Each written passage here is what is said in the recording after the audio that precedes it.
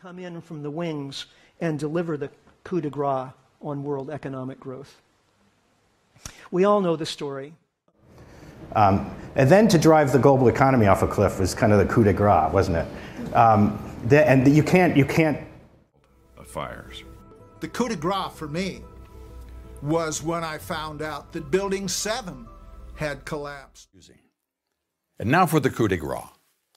When it's not your money paying for something and you don't use it, then you're... On whom I will have compassion. Now, the coup de grace. The verse that I think should.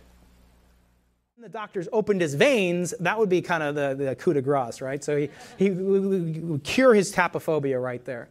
But it made me and I think that Kevin Tentacle would be the coup de grace for this. Then I think we have to have it. Yeah.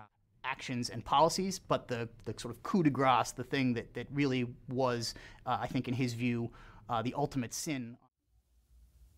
This is the coup de grace. This is the killing blow. We're going to tell Caesar, and we're going to tell him that...